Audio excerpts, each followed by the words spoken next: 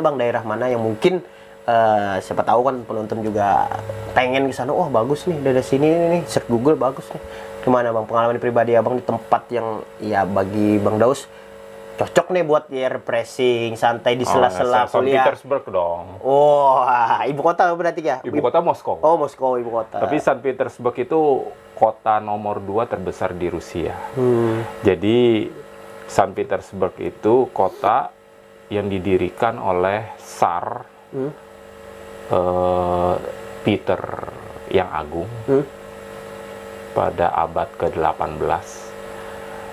Kan Tsar Peter yang Agung, Tsar Peter the Great ini itu adalah Tsar atau Kaisar. Kalau aja orang Rusia menyebut Tsar, padahal itu Kaisar. Waktu dalam Uni Soviet. Rusia sebelum Uni Soviet, Rusia dalam bentuk kekaisaran. Nah, kekaisaran Rusia itu luas sekali.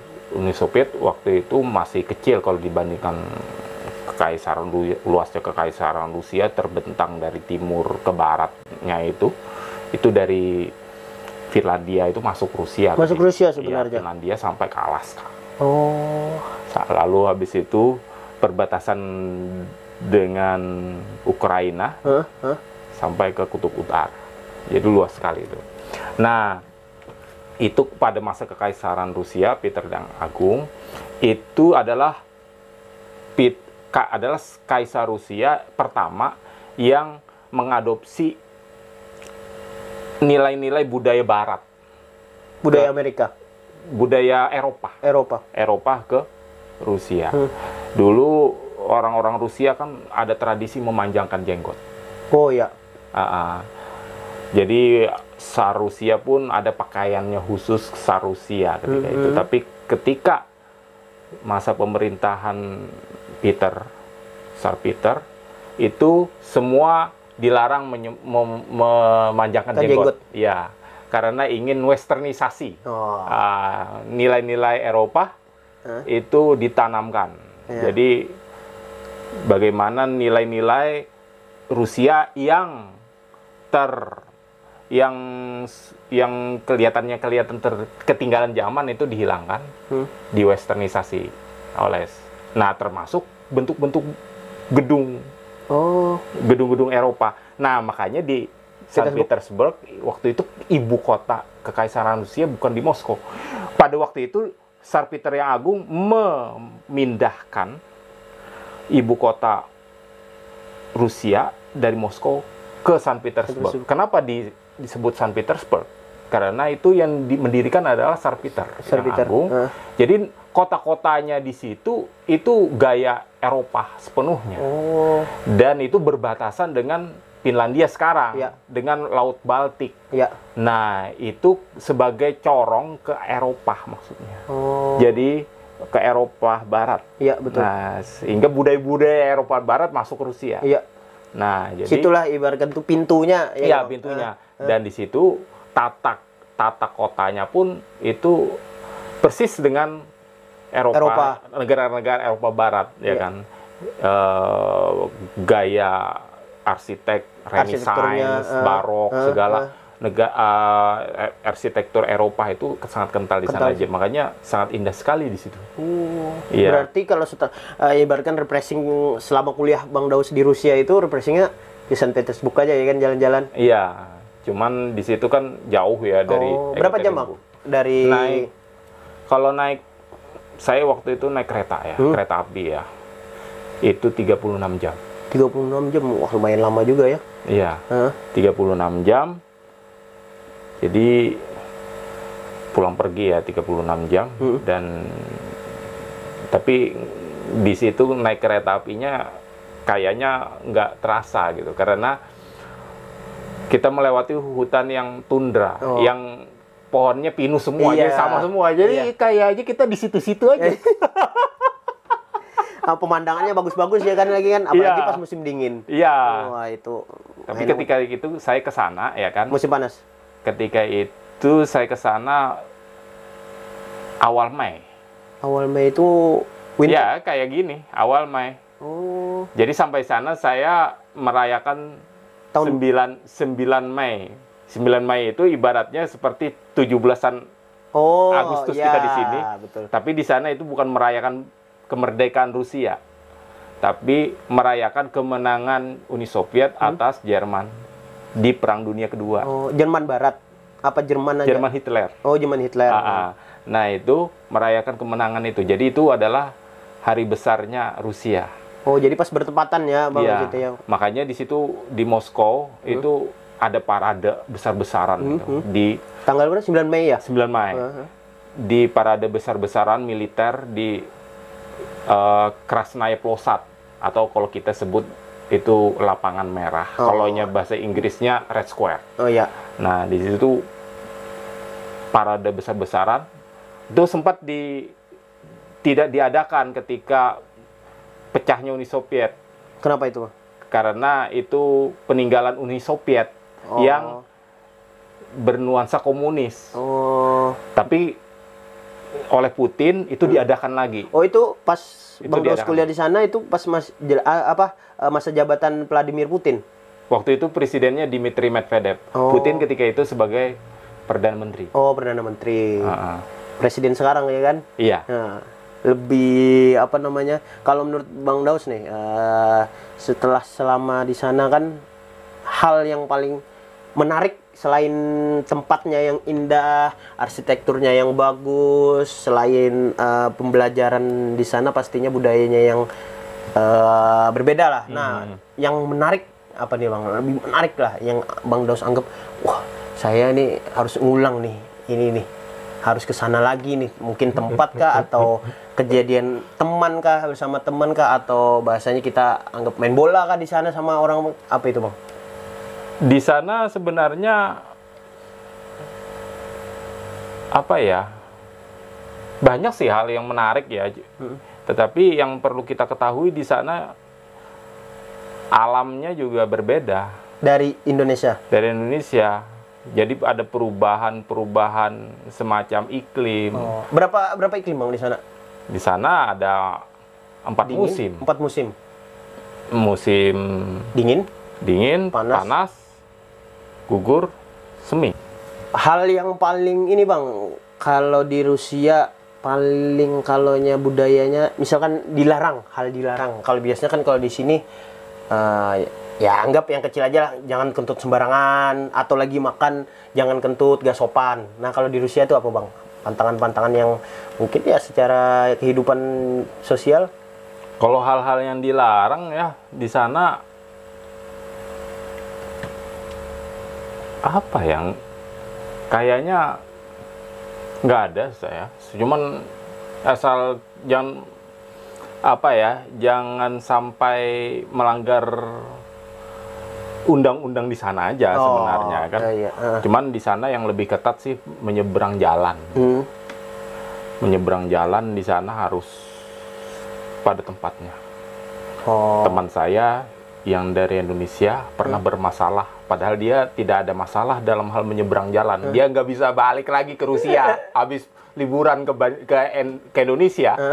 Dia tidak bisa balik lagi ke Rusia. Kenapa? Karena tidak dikasih visa untuk masuk.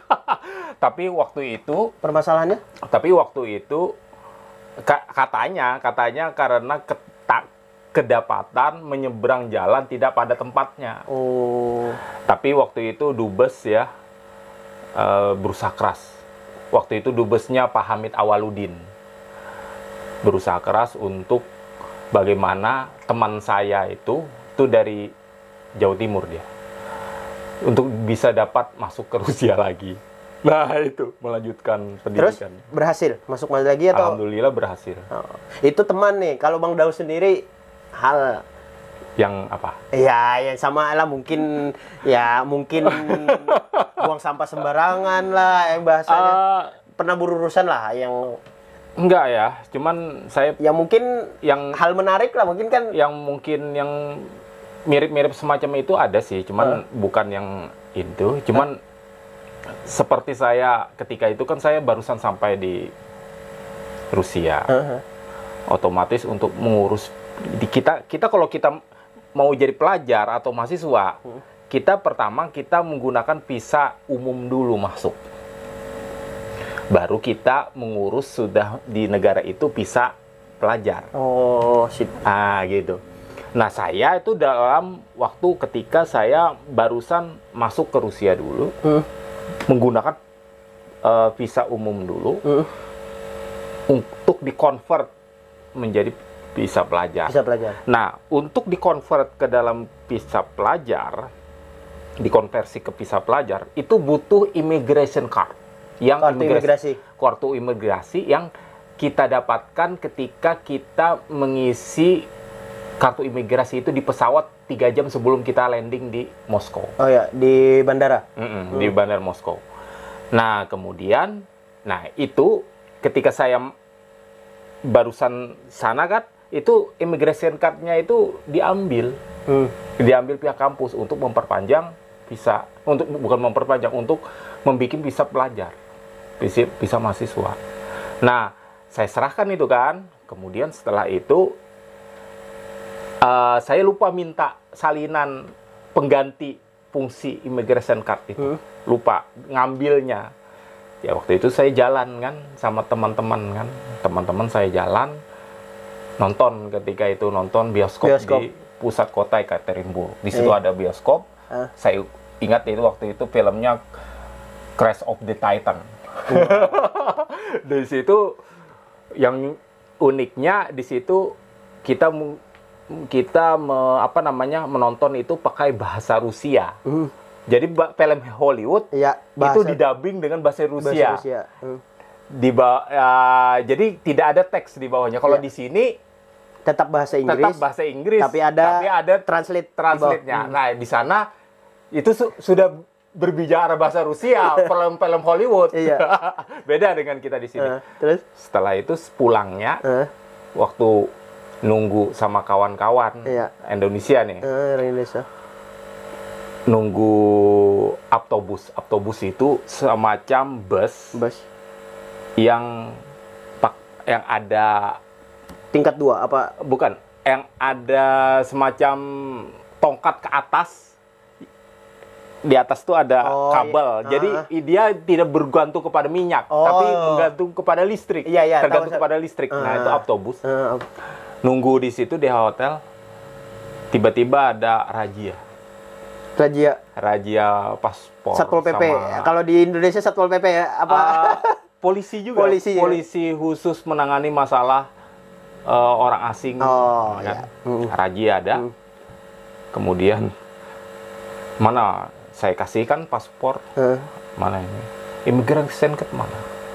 Ternyata saya lupa ngambil kan gitu. Udah, kamu ikut saja saya ke kantor polisi katanya. Waduh, yang lain teman-teman saya tuh pada ini semua, pada gusar semua, pada gelisah semua kan. Saya juga gelisah juga. Tapi untungnya teman saya yang dari Jawa Timur tadi, yang saya ceritain tadi, itu tuh dia punya pacar orang Rusia. Dan orang Rusia dia ini bisa, yang namanya orang Rusia bisa pandai bahasa dia sendiri kan, melobi-lobi segala kan. Dan kebetulan pamannya juga sebagai polisi kan. Dia lobi bahwa ini immigration card-nya ada di kampus, tenang aja ini. Alhamdulillah saya tidak jadi dibawa oleh polisi. Kalau nggak dideportasi ke Indonesia ya kan? Itu hal yang terburuk. Hal terburuknya nggak bisa balik lagi. Kalau balik lagi kan syukur-syukur ya kan. Setelah lulus nih Bang, setelah lulus dari Rusia, balik ke Indonesia, apakah langsung menjabat sebagai direktur ya di Armain? Apakah langsung berkecimpung atau di sini belajar lagi kah atau gimana itu? Oh ya, kalau waktu saya balik ke Indonesia, waktu itu kan iklim futsal kan sedang tingginya, semangat, ya, sedang tingginya. Kemudian sepupu-sepupu saya di keluarga juga banyak yang sering main futsal juga ketika itu kan, melihat karena waktu itu futsal sangat diminati ketika itu. Ketika itu kami dari yang sepupu-sepupu saya nih kan membentuk klub Armain di Banjarmasin. Ingat nggak tahun berapa, tanggal berapa? Tanggal 13 lahir? Oktober 2010. 2010. Ketika itu ber-13 orang. Oh, pas tanggal 13 orang. 13 orang, tapi yang menandatanganinya itu bertiga aja. Menandatangani naskahnya bertiga. Naskah deklarasi. Bertiga pada waktu itu. Bang Daus ditunjuk langsung sebagai, waktu itu cuma manajer ya. Oh, manajer. Ya, sebagai manajer. Kemudian deklarator kedua itu sepupu saya dari Rahmat Julian Supanor itu, dia sekarang di Parabai.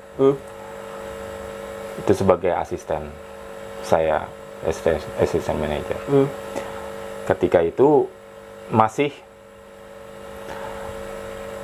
sparring aja, nggak latihan segala apa. Kemudian pelatih pertama nyari kan, Rusdianor, ketika itu baru ada latihan. Berarti pelatih pertama Armain Rusdianor? Iya, pelatih pertama Armain Rusdianor. Kemudian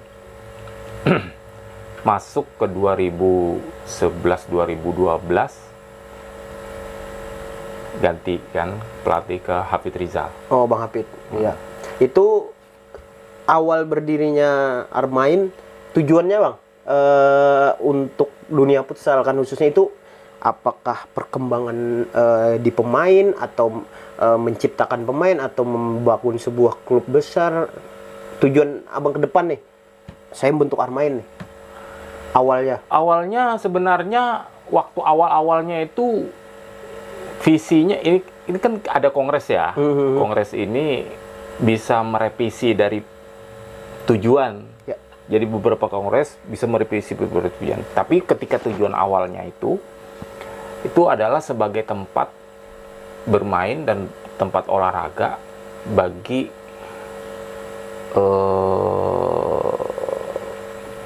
anak-anak atau cucu-cucu kayak Armain Idris, karena Armain itu kan dari kakek saya, nama itu kan. Jadi isinya pemain Armain itu awalnya itu adalah semuanya adalah keluarga, ya keluarga, anggota keluarga semua. Iya. Nah, sebenarnya itu yang tujuan yang awal pendirian itu. Cuman ketika itu akhirnya pada Kongres Armain yang pertama ada sebuah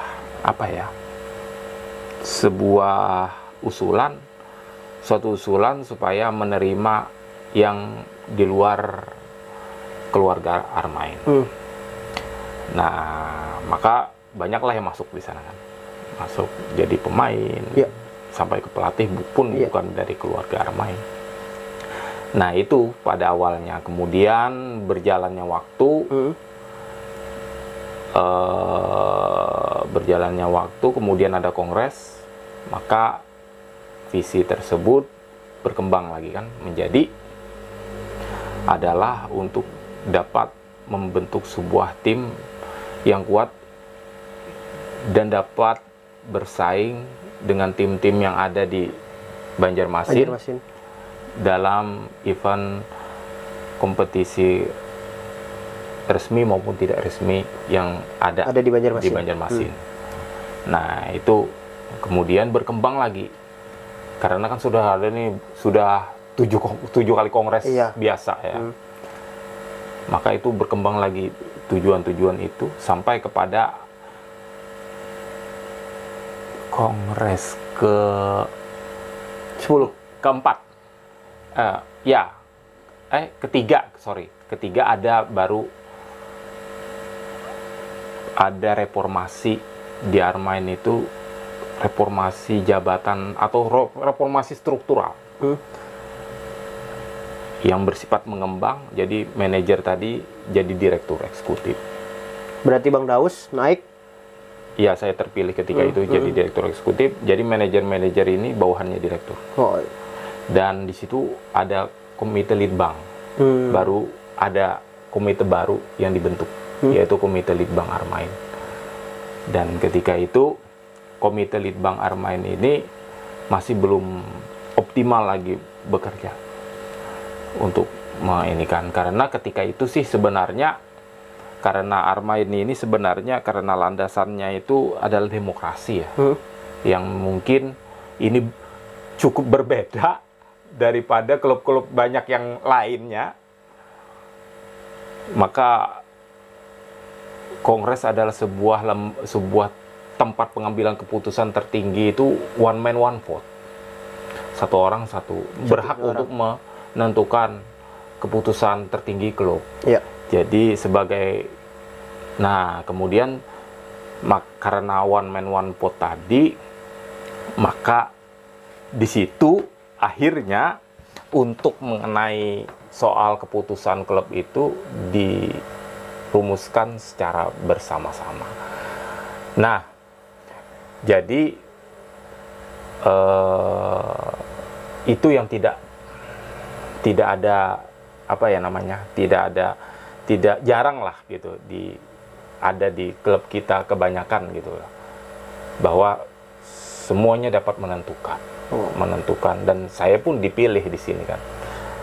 Saya pernah ikut kompetisi jadi direktur juga, lalu habis itu gagal, kalah dengan ketika itu direktur eksekutifnya Denny Kurniawan. Nah, kemudian setelah itu, setelah pemilihan lagi 2 tahun lagi saya terpilih lagi. Terus gitu.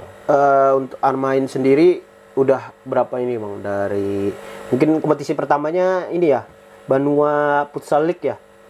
Yang pertamanya untuk kompetisi resmi yang yang besar ya? Iya, besar. Itu Lipuba. Lipuba. Oh. Lipuba. Sebelum namanya berubah menjadi itu ya? Sebelum namanya berubah. Kemudian di situ sempat kan 3 kali Lipuba, 2 kali ikut gitu. 2 kali partisipan ya kan? Itu. Terus setelah itu libur kan ya kan? Bukan libur sih ya, apa ya Bang? Lebih ke vakum apa gimana nih Armain? Saya lihat apakah memang karena mungkin saat itu kompetisinya memang lagi stop juga kan? Ya. Nah, Lipuba setelah setelah berganti nama cuman 1 kali apa 2 kali kan diadakan. Setelah itu fokus di Linus. Oh, fokus di Linus. Di Linus, kemudian di Linus itu pernah juara 3 untuk Kalsel. Sekalsel. Iya. Tahun 2017. Tahun 2017 juara 3. Nah, itu ininya. Cuman sebenarnya banyak yang berharap Armain FC ini Linus selalu tidak absen gitu. Selalu tampil ya kan? Iya. Sampai pada tahun 2019 absen. Jadi Linus diadakan secara terbuka tahun 2016, itu Armain tuh sudah daftar. 16, 17, 18 tuh ikut. Tapi 19 kan 2020, 2021 kan enggak. Iya, karena corona. 2019 itu enggak ikut. Karena ketika itu harus fokus ke program Litbang yang programnya cukup prestisius. Iya, ya kan? Betul. Ya, harus fokus karena berbenturan juga waktunya dengan Linus, yaitu International Futsal Workshop tadi. Itu yang saya rasa nggak ada ya di Banjarmasin. Pertama yang mungkin Armain mengadakan itu sampai membawa pelatih asing ya kan Bang. Itu siapa aja tuh Bang yang waktu datang ke Banjarmasin? Yang pertama itu. Maksudnya instrukturnya? Iya, instrukturnya. Instrukturnya Miguel Rodrigo. Itu yang pertama. Yang kedua? Ya, yang kedua itu adalah Miguel Rodrigo ini dulu adalah, saya sedikit memperkenalkan, nggak apa-apa. Miguel Rodrigo itu adalah instruktur futsal FIFA. Instruktur futsal FIFA, dan yang kedua dia juga UEFA Technical Observer, dan dia juga adalah waktu itu pelatih kepala dari timnas futsal Vietnam ketika itu. Iya. Nah, yang kedua itu adalah Antonio Garcia. Pelatih juga? Dia pelatih kepala, bukan pelatih kepala, pelatih kiper timnas futsal Vietnam sampai sekarang. Sampai sekarang? Iya. Miguel kan sudah pulang ke Spanyol, dia melatih ke Spanyol. Nah, Antonio masih di Vietnam. Di Vietnam masih. Dia sertifikasinya itu dia memegang sebagai instruktur kiper futsal UEFA. Jadi dia sudah bisa mengasihkan instruktur secara resmi gitu untuk kiper-kiper futsal. Iya. Itu yang kedua. Yang ketiga next ya kan, Bang?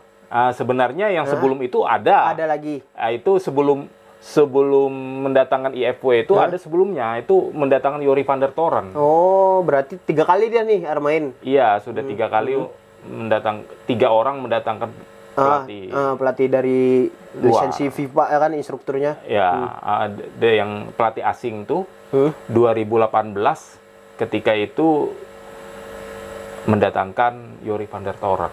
Yori van der Toren ketika itu kan sebagai asisten pelatih timnas futsal Indonesia. Nah, waktu itu kan pelatihnya kan, head coach-nya kan adalah Fix Herman ya. Fix Herman. Tapi ketika itu Fix Herman tidak bisa mendampingi tim keluar ya kan, maka Yori lah yang sebagai sumber think tank-nya untuk strateginya di lapangan ya kan. Jadi kedepannya nih Bang, untuk Armain apakah ada membawa lagi instruktur dari FIFA atau mengikuti Linus atau ini apa Bang kedepannya nih Armain? Untuk masa jabatan saya yang sekarang belum habis kan masa jabatannya? Masih? Saya habisnya 2023. Jadi untuk masa jabatan yang sekarang itu berdasarkan hasil kongres. Itu adalah karena sekarang masih statusnya memang pandemi, karena pandemi begitu ini mungkin sampai sekarang. Iya betul. Dan waktu keputusan ini diambil di kongresnya waktu itu masih pandemi. Jadi melaksanakan dari yang dari pandemi walaupun sekarang sudah lumayan baik kan. Tapi karena dari hasilnya yang dulu waktu pandemi kongresnya mau tidak mau, jadi kan waktu itu kan cukup webinar karena kan untuk menjaga prokes kan, webinar. Nah, itu menyelenggarakan webinar dengan pelatih timnas futsal Indonesia. Yang sekarang. Waktu itu kan karena kongres itu masih Kensuke Takahashi ya. Betul. Kensuke, tapi kan karena ada perubahan, jadi sekarang kan ke Muhammad Hasim Zadeh tuh. Betul. Jadi akan diusahakan untuk webinar bersama Muhammad Hasim Zadeh. Itu kira-kira kapan Bang? 2022 kah atau ini sekarang kira-kira estimasi? Kawan-kawan di Litbang sedang mempersiapkan. Oh, sedang mempersiapkan. Luar biasa kan? Armain memang jarang ada yang membawa instruktur ke Banjarmasin. Itu hal yang suatu ilmu yang kalau saya katakan sih gratis. Dalam artian gratis bukan berarti ini, tapi gratisnya itu kapan lagi gitu loh Bang, ada pelatih asing yang kita bisa dapat ilmunya, kita serap. Dan 2023 insya Allah kalau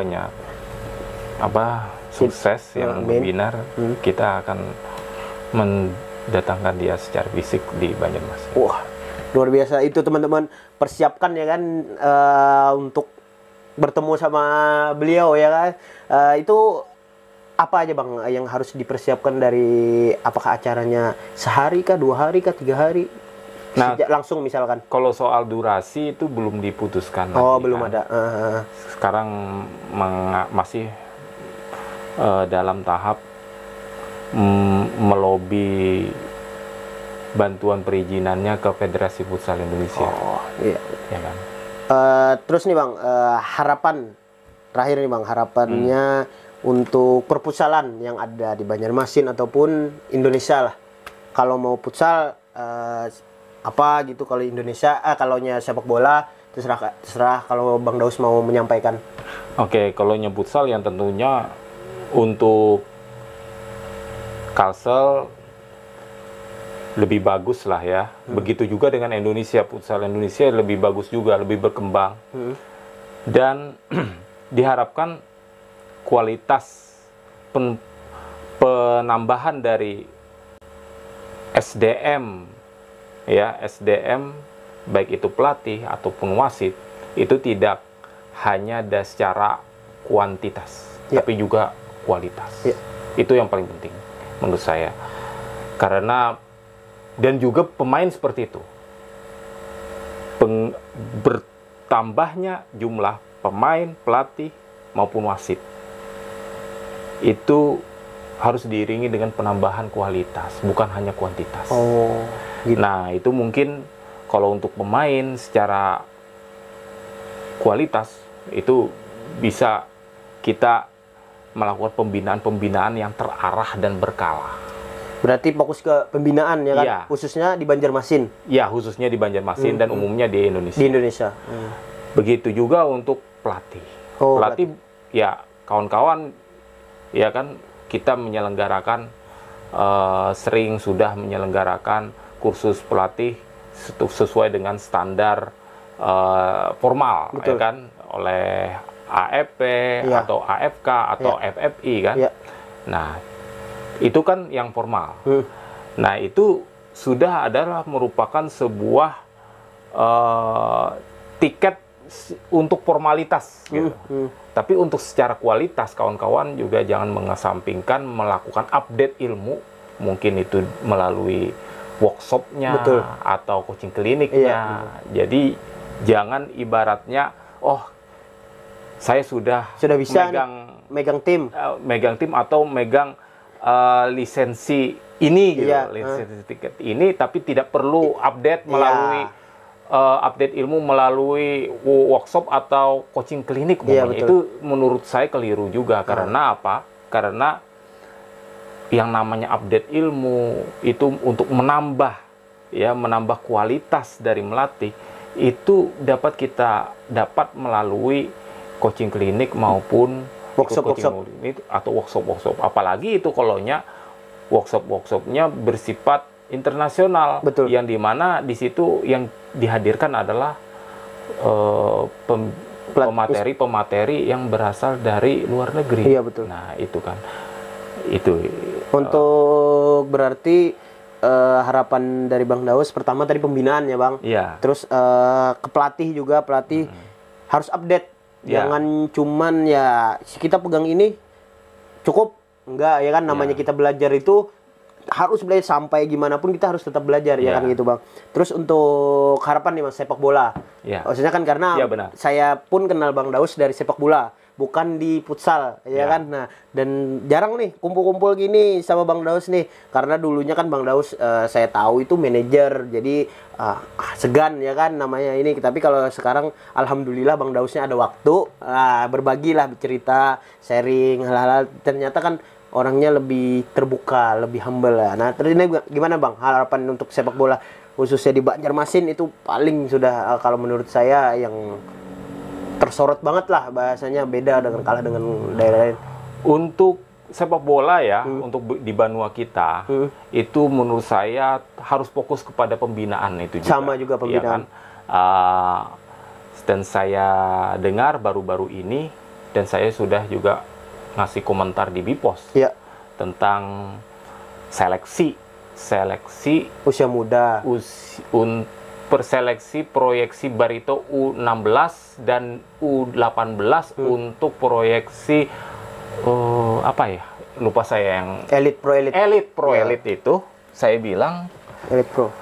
untuk seleksi itu pemain yang yang direkrut itu kalau bisa itu adalah sudah memiliki pengalaman pernah bermain untuk level nasional. Oh, iya. Kemudian kuat secara mental. Betul. Dan secara fisiknya juga sudah jadi. Itu. Nah, sedangkan untuk programnya itu adalah melakukan pembinaan secara intensif dan berkala, dan ini yang paling penting.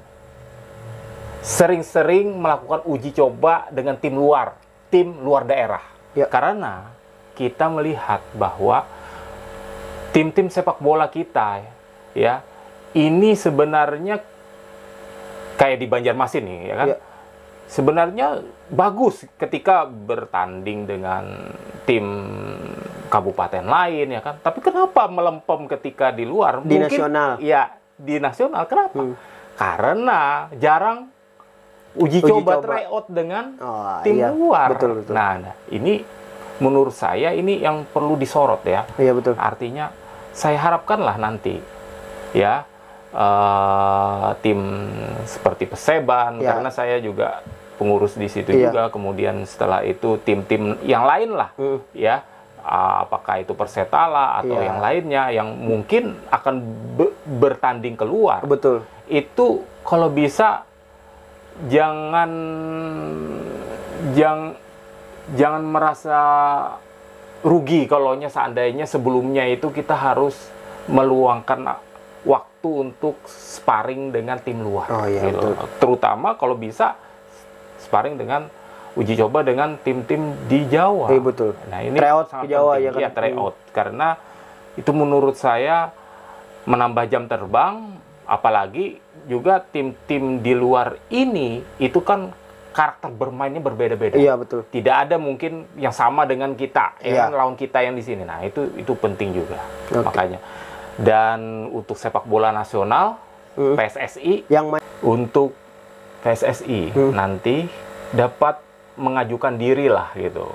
Untuk kita dapat menyelenggarakan kongres FIFA, atau pertemuan FIFA tingkat tinggi FIFA di Indonesia, dan itu merupakan sebuah kebanggaan dan sebuah sejarah sebenarnya.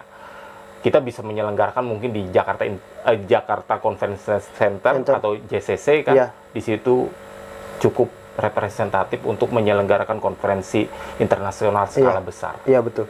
Apalagi kan Indonesia udah pernah mengadakan Asian Games. Iya. Setelah Asian Games, siapa tahu kan Piala Dunia. Iya.